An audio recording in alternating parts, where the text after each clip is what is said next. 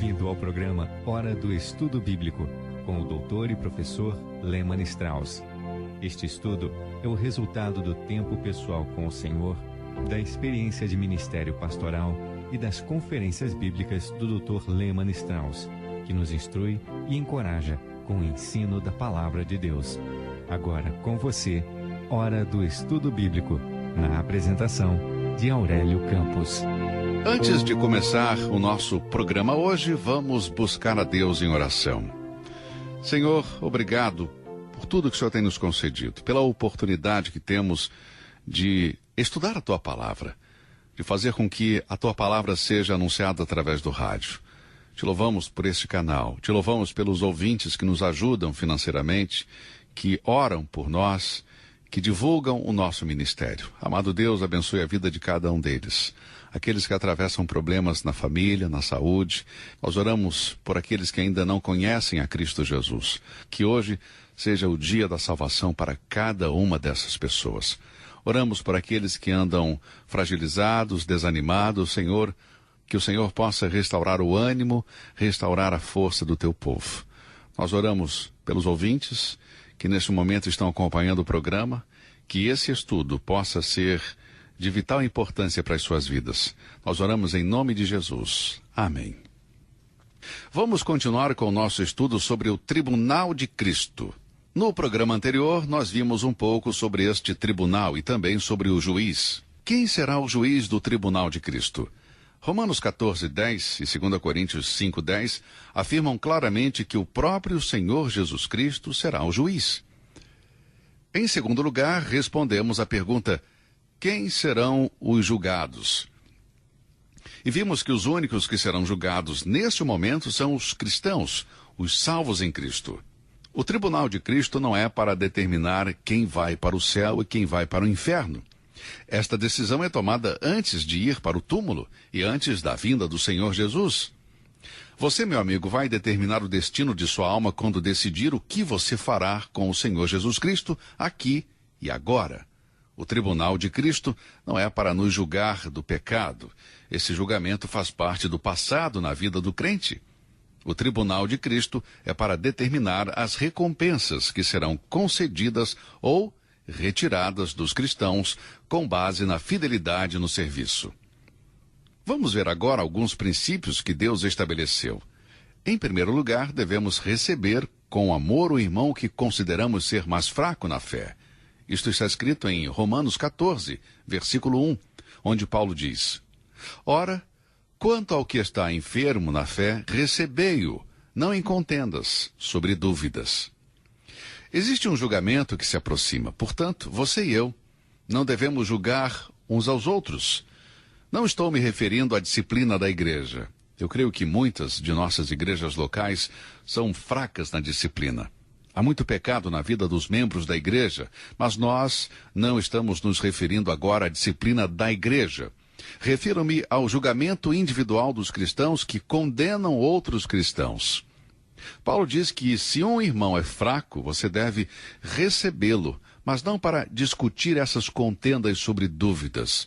Isso significa não criticar a sua fraqueza. Não tente provar que ele está errado. Não tente confirmar suas suspeitas sobre ele e não discuta suas dúvidas sobre ele. Não saia por aí fofocando e falando mal desse irmão. Agora, se não tivermos cuidado nesta questão, vamos criar divisões na comunhão e as nossas igrejas se dividirão. Temos famílias divididas, congregações divididas, porque temos alguns cristãos super espirituais, entre aspas, com a atitude de que sou mais santo que você, que o leva a acreditar que ele é melhor do que os outros na igreja. Não faça isso. Seja um exemplo e não um crítico. Faça ajustes em sua própria vida e tente guiar a sua própria vida à luz da palavra de Deus. Não tente mudar o seu irmão ou irmã em Cristo. Isso não é a sua preocupação. Deve sempre existir uma reciprocidade sem egoísmo. Podemos ler isto em Romanos 14, versículos 2 e 3. Faça o que a sua consciência lhe diz, mas estenda o mesmo privilégio a seu irmão. Não trate com falta de amor, julgando com orgulho.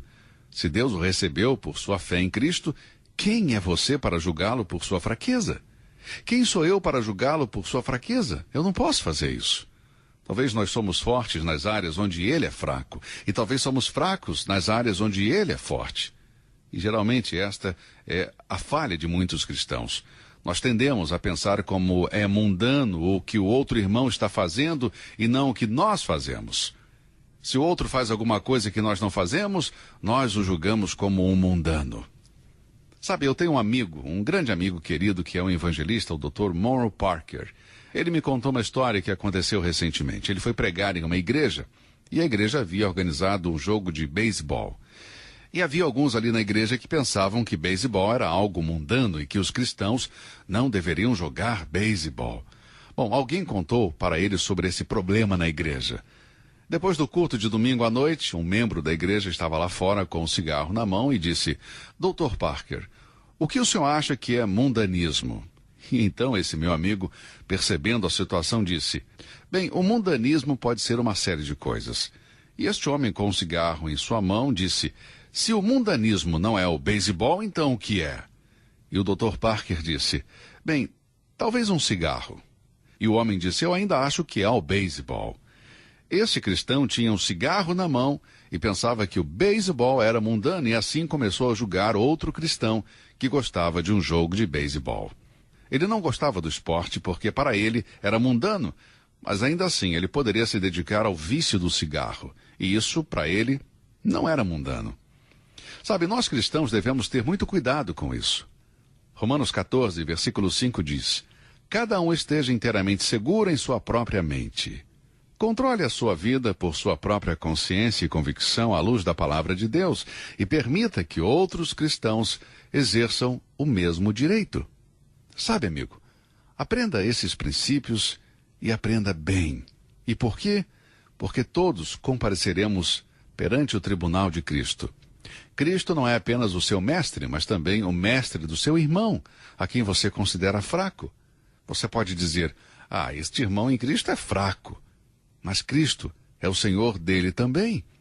Talvez este irmão esteja fazendo o melhor que ele pode. Não o derrube, se puder, o ajude a permanecer em pé, e ainda que você se recuse a ajudá-lo, Deus é capaz de mantê-lo em pé. Cristo é capaz de fazer por ele tudo o que ele tem feito por você também. Por acaso você tem um lugar exclusivo na graça e misericórdia de Deus? Será que Deus não pode ministrar na vida deste irmão mais fraco na forma como ele ministra na sua? Pode ser que ele esteja se esforçando para ajudar a si mesmo mais do que você está tentando ajudá-lo. Se assim for, envergonhe-se. Não importa se o assunto é comida ou o dia a dia, permita a ele ter o direito de chegar a esta conclusão. Quem come carne e dá graças a Deus, provavelmente está glorificando a Deus como alguém que é vegetariano e pede a bênção de Deus por sua salada saudável. Leia o versículo 7 em Romanos 14. Porque nenhum de nós vive para si e nenhum morre para si.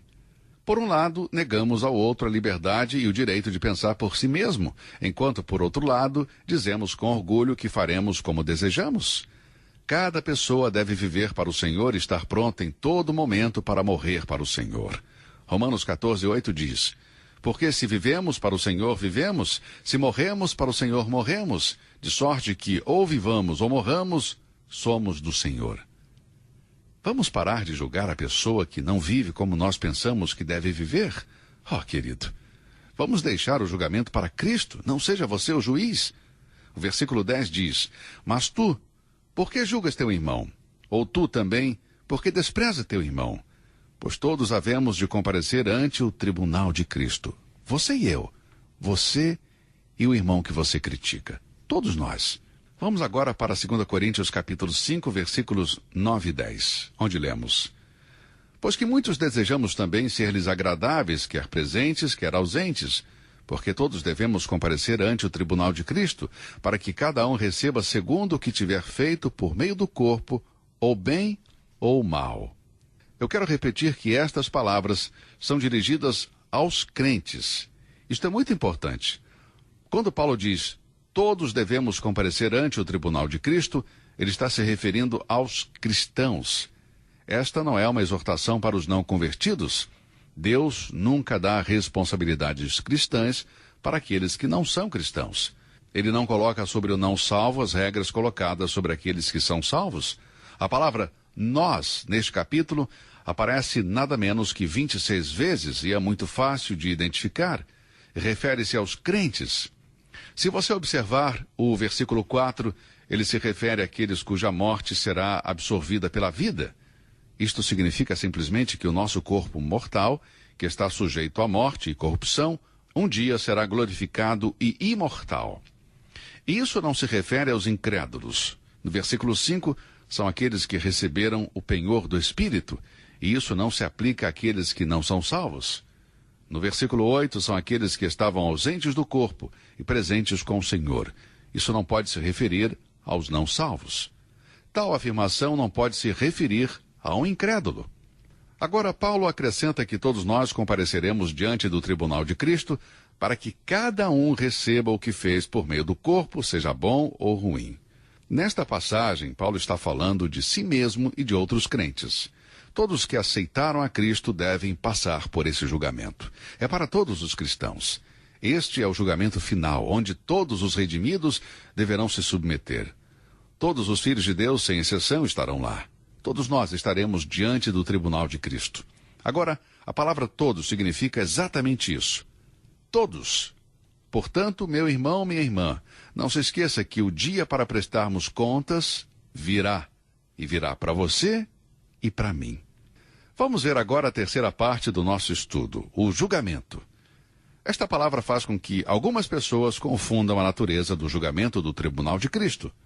A conotação comum dada a esta palavra é que Deus nos dará uma justa retribuição pelos pecados cometidos. Mas, como temos tentado mostrar, o juízo divino do pecado foi completamente satisfeito com a morte de Cristo. Deus se agradou com a morte sacrificial substitutiva do Senhor Jesus. Todos os incrédulos que rejeitaram o sacrifício de Cristo serão julgados no grande trono branco, conforme descrito em Apocalipse 20. Esse não é o tribunal de Cristo. O tribunal de Cristo, que é somente para os cristãos, não está relacionado ao pecado ou à salvação. Será um julgamento de obras do crente para determinar a entrega ou a perda de sua recompensa. Nos dias de hoje, em que não há mais valores e os cristãos levam uma vida leviana, precisamos aprender a verdade deste julgamento vindouro. A natureza desse julgamento pode ser visto mais claramente na palavra grega bema, traduzida como tribunal. A palavra bema era um termo familiar para as pessoas nos dias de Paulo. Na grande arena olímpica havia um lugar alto, onde o juiz do torneio se sentava. Depois que terminava a competição, os vencedores se reuniram no bema, o tribunal, para receber suas recompensas ou coroas. O bema não era para julgar ou condenar ninguém, era um tribunal para dar prêmios. Da mesma forma, o tribunal de Cristo não é o lugar onde as pessoas serão levadas para determinar se são ou não salvas. Todos os que estiverem diante do bema, o tribunal, já são salvos e, portanto, ninguém será condenado, mas sim examinado. A vida cristã é uma corrida, e o juiz divino está observando cada um de nós, cada participante. Depois da igreja ter corrido sua corrida, Cristo vai reunir cada membro para o bema, com a finalidade de examinar cada um de nós e dar a recompensa correspondente a cada um. Creio que isto é o que Paulo tinha em mente em 1 Coríntios 9, versículos de 24 a 27, onde lemos: Não sabeis vós que os que correm no estádio, todos, na verdade, correm, mas um só leva o prêmio? Correi de tal maneira que o alcanceis, e todo aquele que luta de tudo se abstém. Eles o fazem para alcançar uma coroa corruptível, nós, porém, uma incorruptível. Pois eu assim corro, não como a coisa incerta, assim combato, não como batendo no ar. Antes, subjugo o meu corpo e o reduzo à servidão, para que, pregando aos outros, eu mesmo não venha de alguma maneira a ficar reprovado. Nas palavras do grande apóstolo, há uma clara indicação de que o dia do julgamento era para ele um estímulo à fidelidade, serviço e disciplina pessoal. Para o grande apóstolo Paulo, a futura recompensa significava mais do que qualquer conquista nesta vida. Ele era um cristão sábio, que governava sua vida presente à luz de futuras recompensas. Moisés usou esse mesmo princípio quando se decidiu por Deus. Hebreus 11, versículos 24, 25 e 26, lemos: Pela fé, Moisés, sendo já grande, recusou ser chamado filho da filha de Faraó, escolhendo antes ser maltratado com o povo de Deus do que por um pouco de tempo ter o gozo do pecado, tendo por maiores riquezas o vitupério de Cristo do que os tesouros do Egito, porque tinha em vista a recompensa. Moisés tinha em vista a futura recompensa. Amigo, nós devemos viver a nossa vida presente à luz das futuras recompensas. Portanto, devemos dizer como o apóstolo Paulo disse, em Filipenses 3,14, prossigo para o alvo, pelo prêmio da soberana vocação de Deus em Cristo Jesus. Há uma passagem que eu creio que descreve o julgamento do tribunal de Cristo para os fiéis. 1 Coríntios 3, começando com o versículo 10, onde lemos: segundo a graça de Deus que me foi dada, pus eu, como sábio arquiteto, o fundamento, e outro edifica sobre ele. Mas veja cada um como edifica sobre ele, porque ninguém pode pôr outro fundamento, além do que já está posto, o qual é Jesus Cristo. E se alguém sobre esse fundamento formar um edifício de ouro, prata, pedras preciosas, madeira, feno, palha, a obra de cada um se manifestará. Na verdade, o dia a declarará, porque pelo fogo será descoberta, e o fogo provará qual seja a obra de cada um. Se a obra que alguém edificou nessa parte permanecer, esse receberá galardão. Se a obra de alguém se queimar, sofrerá detrimento, mas o tal será salvo, todavia, como pelo fogo. Aqui Paulo está dizendo aos cristãos que o fundamento apropriado para a igreja já tinha sido colocado. Ele lhes assegura que há somente um fundamento, que é Cristo Jesus, mas o fundamento não é o edifício completo no plano de Deus. Todo crente é uma parte do plano de construção. Somos construtores e também uma parte do edifício. Quando o homem constrói um edifício, ele coloca a sua própria vida nisto, considerando o tempo e a força que coloca para a construção. Mas o tempo e a força não são todos os ingredientes necessários para fazer uma estrutura forte e durável. Outros fatores importantes são o material utilizado e a mão de obra. Nós, cristãos, trabalhamos juntos com Deus. A contribuição que cada um de nós faz ou deixa de fazer, um dia será examinada. E então receberemos ou perderemos a nossa recompensa. Vamos olhar mais de perto esta passagem de 1 Coríntios. Aqui temos alguns pensamentos chaves. Nos versículos 1 a 4, observe, o Espírito Santo é o divino e perfeito doutor da alma. Ele diagnosticou a doença com precisão perfeita, dirigindo-se a esses crentes de Corinto como irmãos, mas também como bebês. Eles eram salvos, mas não eram espirituais. Não haviam recebido a vida de Deus, mas estavam sob o controle da carne, portanto, permaneciam imaturos, sem crescimento. Esta carnalidade se manifestava em divisões, ciúmes e rivalidade. Eles lutavam entre si e se dividiam em pequenos grupos. Usavam um tom piedoso quando diziam: eu sou de Paulo, e eu sou de Apolo, ou sou de Cefas, eu sou de Cristo. Mas as divisões cresceram. Eles colocaram seus olhos sobre os homens e perderam de vista a Cristo. Assim eles estavam andando como carnais. Capítulo 3, versículo 3, ou seja, agindo como homens do mundo. Quando deixamos a velha natureza que ainda está em nós agir, andamos na carne e agimos como crianças. Estas palavras de Paulo foi um golpe para a autoindulgência deles, mas eles precisavam disso. Eles precisavam porque estavam manifestando as obras da carne. Paulo chegou à raiz do problema com a sua acusação, dirigido pelo Espírito Santo. Nos versículos 5 a 9, ele fala para os homens, os quais estavam formando pequenos grupos. Para estes santos da cidade de Corinto, espiritualmente enfermos, foi lembrado que Paulo, Apolo, Cefas eram apenas os ministros que serviam ao Senhor, porque eles foram levados pelo Senhor. Esses homens reconheceram que não eram nada mais do que instrumentos através dos quais Deus fazia sua obra. Paulo semeou, Apolo regou a semente, cada um tinha sua própria responsabilidade e faziam a sua própria contribuição, mas somente Deus podia dar o crescimento. Quando o servo do Senhor reconhece este princípio e vive de acordo com ele, então está devidamente preparado para o tribunal de Cristo. Tanto o plantar como o regar são obras importantes, mas cada trabalhador deve ser fiel à sua vocação. Mas o princípio da vida está na semente, que é a palavra de Deus. Por isso, só pode ser por um ato de Deus o fruto aparecer e amadurecer. Se eu tivesse os meios financeiros, eu pagaria por cada programa de rádio e nunca compartilharia das necessidades financeiras. Mas Deus não me chamou para fazer dinheiro. Ele me chamou para ensinar e pregar a sua palavra, a sua santa palavra. Então você vê, amado, que quando você ora por um ministério como esse, quando você faz a sua oferta a um ministério como este, você está contribuindo para a edificação que trará a sua recompensa. Devemos trabalhar juntos para terminar a obra de Deus.